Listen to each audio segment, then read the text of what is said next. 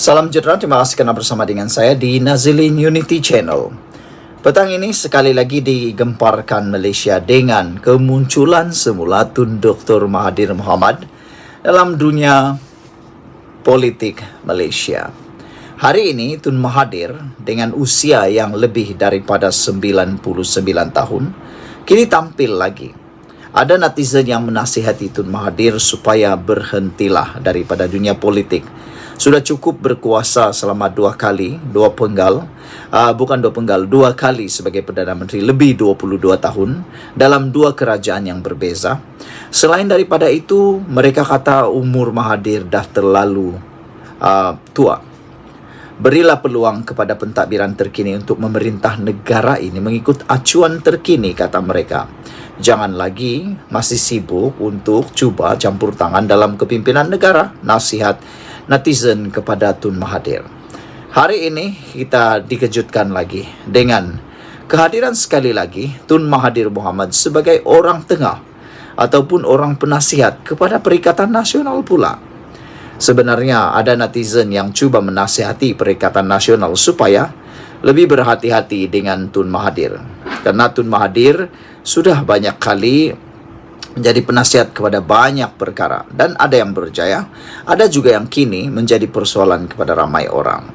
Tun Mahathir kini dilantik sebagai pengerusi ataupun penasihat. Maaf, saya bukan pengerusi, tetapi dilantik sebagai ketua panel penasihat SG4 yang melibatkan Kelantan, Terengganu, Kedah dan Perlis.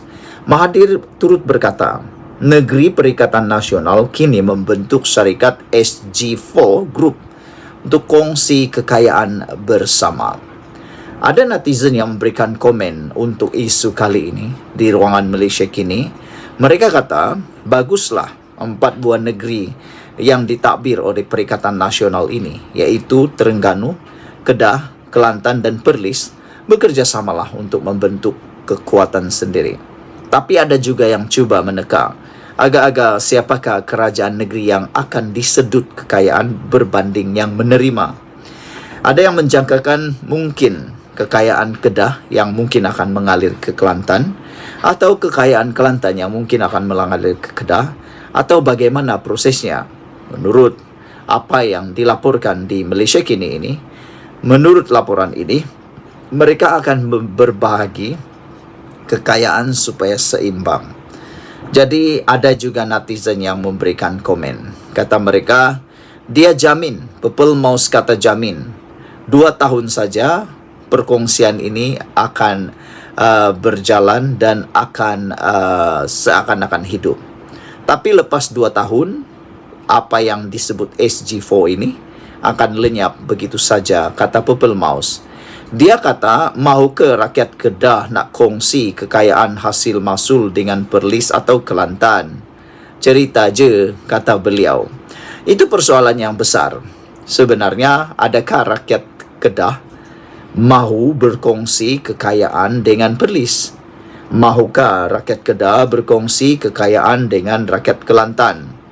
Yang kita ketahui daripada negeri-negeri yang sudah disebut tadi itu, yang paling kaya sekali ialah Kedah dan Terengganu. Manakala Perlis pula dengan saiz yang kecil dan bilangan penduduk yang sedikit, maka dijangka mereka lah yang mungkin paling sedikit kekayaan mereka. Walau bagaimanapun, adalah amat baik kalau proses ini dapat dibuat dengan sebaiknya. Perkongsian itu adalah yang terbaik. Wan Khalid juga kata, Tun Mahathir sepatutnya tidak menjadi penasihat kepada Perikatan Nasional. Kerana sebelum ini, Tun Mahathir sebenarnya sangat bermusuhan dengan PAS.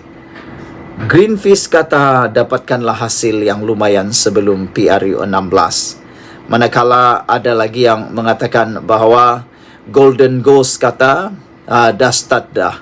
Kenapa tidak bermulalah menderma kekayaan yang dimiliki oleh pemimpin-pemimpin Perikatan Nasional, termasuklah Mahathir yang menjadi penasihat ini, untuk mula mendermakan kekayaan kepada cucu cicit, bahkan kepada negeri-negeri yang disebutkan SG4 ini. Sekian dulu untuk kali ini. Jangan lupa tinggalkan komen Anda, tekan butang subscribe. Kita jumpa lagi. Bye-bye. Salam sejahtera, terima kasih karena bersama dengan saya di Nazilin Unity Channel. Selepas beberapa jam, Hadi Awang kata PAS mesti menang di Sabah untuk memerdekakan negara. Ini pula yang terjadi. Lebih menyedihkan, rupa-rupanya semua orang sedang meneliti untuk tidak bekerja sama dengan Perikatan Nasional. Ada pemerhati politik kata, kalau PAS bekerja sama dengan mana-mana parti politik yang ada di Sabah untuk bertanding pilihan raya negeri Sabah, kata mereka, siapa yang bekerja sama dengan PAS akan terima padah. Silap-silap hari bulan, parti yang bekerja sama dengan PAS dalam PRN Sabah akan lingkup dan kalah teruk, kata mereka. Tapi kali ini pula, bukan bekerja sama dengan PAS semata-mata, tetapi bekerja sama dalam Perikatan Nasional. SAPP mahu tanding PRN Sabah di bawah GRS dan bukan Perikatan Nasional. Ini satu kejutan besar. Presidennya Yong Tekli mengakui hasrat itu mengundang kemarahan pengurusi Perikatan Nasional PN Sabah, Ronald Kiandi, walaupun tegas masih komponen gabungan tersebut. Saudara-saudara sekalian, dengan adanya keputusan daripada Presiden Yong Tekli ini, daripada SAPP, pastinya ini memberikan tamparan paling besar untuk Perikatan Nasional Sabah. Adakah Perikatan Nasional Sabah masih relevan lagi sekarang? Parti Maju Sabah, SAPP berkeras tidak mahu Perikatan Nasional PN bertanding pada PRN Sabah, walaupun parti itu menjadi komponen gabungan tersebut. Presidennya, Yong Tekli berkata, atas pendirian itu, ia mengundang kemarahan pengurusi Perikatan Nasional PN Sabah, Ronald Kiandi. Selepas menyatakan hasrat SAPP mahu bertanding atas tiket Gabungan Rakyat Sabah GRS. Beliau berkata, SAPP masih menjadi ahli Perikatan Nasional, namun pendirian itu kekal dan beliau sudah menyuarakannya kepada kepimpinan Perikatan Nasional agar tidak meletakkan calon. Kita masih member ahli Perikatan Nasional dan saya sudah cakap supaya Perikatan Nasional PN tidak bertanding di Sabah pada PRN. Mereka memang marah. Ronald Kiandi, pengurusi PN Sabah dan lain-lain. Tapi itulah pendirian SAPP, kata Yong Tekli. Sejak PRU 2022, kita sudah umum bahwa SAPP akan bertanding guna lambang GRS, bukan Perikatan Nasional PN. Kali ini pun kita sudah memaklumkan akan bertanding di bawah GRS, bukan lambang PN, menggunakan lambang PN. Kita akan bertanding bawah GRS menggunakan lambang GRS, kata SAPP, menurut Berita Harian. Beliau berkata demikian selepas merasmikan persidangan perwakilan dui tahunan SAPP di Kota Kinabalu. Yong Tekli yang juga bekas Ketua Menteri Sabah ketika mengulas lanjut berkata, pendirian membantah Parti Semenanjung bertanding di Sabah sudah lama disuarakan. Bagaimanapun ia hanya pendirian parti, memandangkan undang-undang tidak melarang mana-mana parti bertanding. Netizen sebenarnya setuju dengan apa yang dikatakan oleh Yong Tekli ini, yaitu parti politik lokal yang ada di Sabah juga sudah cukup kuat untuk Sabah. Ditambah pula bilangan parti lokal yang ada di Sabah pun sudah terlalu banyak. Kalau masuk lagi parti-parti daripada Malaya, dari Semenanjung Malaysia, ini akan lebih mengucar-kacirkan lagi politik dan juga pilihan raya di Sabah. Pecah undi dan tidak tahu nak pimpin, nak pilih siapa lagi. Itu sebabnya Yong Tekli kata pendirian membantah Parti Semenanjung bertanding di Sabah sebenarnya sudah lama disuarakan, bukan sekadar parti politik tetapi oleh para pejuang politik di Sabah. Jadi, kata Yong Tekli, rakyat yang akan putuskan siapa mereka pilih. Kita konsisten bahwa Parti Semenanjung tidak patut bertanding di Sabah untuk PRN, kata Yong Tekli. Namun, undang-undang tidak melarang. Jadi tidak perlu marah-marah kerana itu hanya pendirian kita, katanya. Selain SAPP, Perikatan Nasional turut dianggotai PAS, Bersatu Gerakan dan Terbaru, Parti Rakyat India Malaysia MIPP. Sebelum kita berpisah, tinggalkan komen anda, tekan butang subscribe. Salam sejahtera, terima kasih Anda bersama dengan saya di Nazilin Unity Channel. Persoalan besar hari ini ialah relevan kapas di Sabah. Ini apabila Hadi Awang berimpian besar, bahkan bercita-cita besar, mahu PAS menang di Sabah. Kata Hadi Awang, PAS mesti menang di Sabah demi merdekakan negara. Sebelum saya bacakan apa isi kepada isu kali ini, ada 13 komen daripada netizen berkait isu ini. Apa pula komen anda tentang isu kali ini? Apabila Hadi kata PAS mesti menang di Sabah demi merdekakan negara. Saya lihat sebagai penganalisis politik bebas di Malaysia, khususnya di Sabah, PAS memang belum ada tempat sama sekali di Sabah. Dengan keadaan ekstrimnya, sangat sukar untuk memasuki tembus di Sabah. Boleh cuba juga untuk pasaran market di Sabah, tapi silap hari bulan 100 undi pun mungkin tak boleh dapat. Ada 13 komen daripada netizen. Saya dahului. Red Wolf kata, Pak Lebay Hadi pergi saja di tempat lain, kata beliau. Griket kata, Malaysia perlu merdekakan dari ajaran sesat PAS terlebih dahulu sebelum kita betul-betul merdeka, kata Griket. Black Hawk kata, betul negara ini masih belum merdeka sepenuhnya kerana ada kumpulan-kumpulan yang cuba menyesatkan dan mempunyai pandangan buruk kepada bangsa lain, kata Black Hawk. Mujahid kata lagi, mimpilah kamu wahai si Hadi, kata Mujahid lagi. Purple Mouse pula kata, PAS boleh menang di Sabah kalau semua orang Sabah sanggup jadi walaun. Orang Semenanjung pun tak sanggup jadi walaun. Bukan semua nak jadi walaun. Ini kan pula Sabah. Nak sebut walaun pun sukar, kata Purple Mouse. Red Parrot kata, Sabah setara Melaya. Jangan negeri cuba menjajah wilayah bertaraf negara, kata Red Parrot. Red Parrot kata, tolonglah Hadi, jangan rosakkan perpaduan di Sabah. Sabah telah melalui 14 PRN dan pergolakannya hanyalah seperti kocakan air di dalam secawan teh.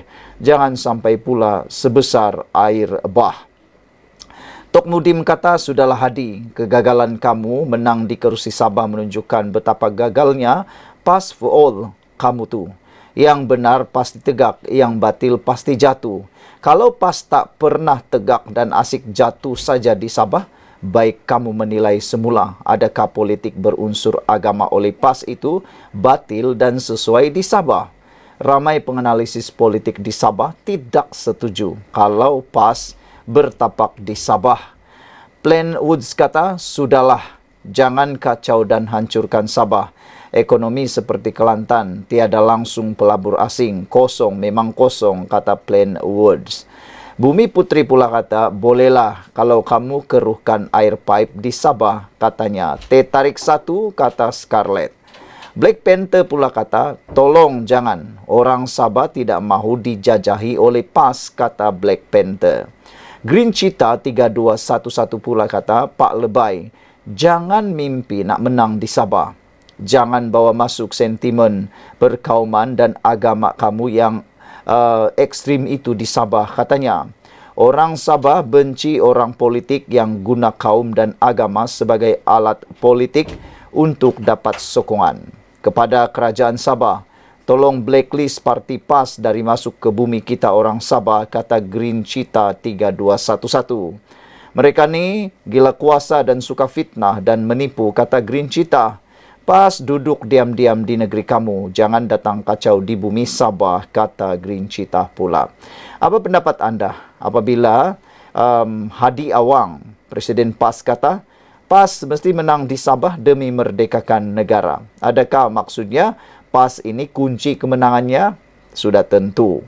Presiden PAS Abdul Hadi Awang berkata parti itu perlu bertanding dan memenangi kerusi pada pilihan raya negeri Sabah akan datang. Abdul Hadi berkata untuk membolehkan PAS mentadbir negara, parti itu perlu terlebih dahulu menang di negeri bawah bayu itu. PAS mesti memperkasakan kedudukan di Sabah, katanya. Bagi melaksanakan perkara ini, maka kita mesti menang di Sabah atau ada kerusi yang kita menangi, katanya. Yang menghairankan, kenapa PAS berimpian di Sabah? Kenapa tidak berimpian di Sarawak? Kenapa hanya di Sabah? Sama ada kerusi kita atau kita ajak kawan-kawan parti lain yang bergabung bersama-sama dengan kita untuk menubuhkan kerajaan demi memerdekakan negara kita sepenuhnya tanpa bergantung dengan makhluk asing, katanya dalam kenyataan di Facebook malam tadi. Yang menjadi persoalan sekarang ya, siapa yang dia maksudkan makhluk asing ini? Abdul Hadi berkata dia melihat PAS mempunyai masa depan di Sabah, memandangkan ramai yang hadir pada konvensyen PAS di Kota Kinabalu semalam terdiri daripada kalangan anak muda. Namun demikian, ada juga netizen yang kata kebanyakan yang hadir itu bukan orang Sabah. Kebanyakan itu yang hadir mungkin adalah daripada orang-orang Kelantan yang bekerja di Sabah ataupun mungkin mengikuti lawatan tersebut semata-mata, kata netizen lagi. Tambah Hadi lagi, pilihan raya umum yang lepas menunjukkan ramai kalangan ahli UMNO dan anak muda memberikan undi kepada parti itu sehingga PAS dapat memerintah di 4 buah negeri. Itu di Semenanjung Malaysia. Di Sabah difikirkan mungkin jauh panggang dari api. Kita ada peluang 5 tahun sekali bagi memilih kerajaan, kata Hadi. Beri peluang kepada PAS untuk memimpin kerajaan, katanya. Namun begitu, ramai netizen kata PAS sudah pernah memimpin negara bersama dengan Perikatan Nasional Bersatu dalam kepimpinan 17 bulan mereka. Apa yang terjadi?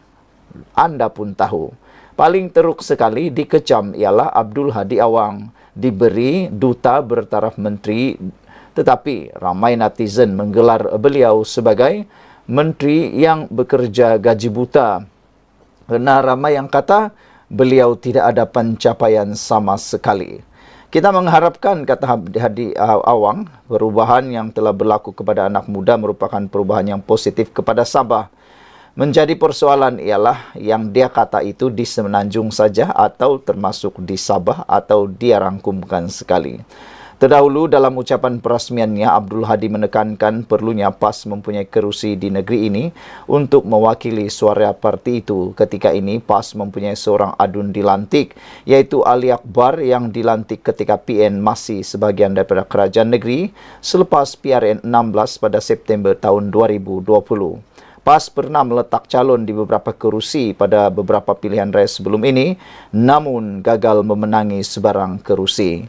Menurut gambaran daripada netizen dalam 13 komen di ruangan Malaysia kini, nampaknya PAS sebenarnya tidak akan dapat bertapak di Sabah sehingga bila-bila. Sekian dulu untuk kali ini. Jangan lupa tinggalkan komen anda, apa pula pendapat anda tentang isu kali ini. Tinggalkan komen anda. Bye-bye.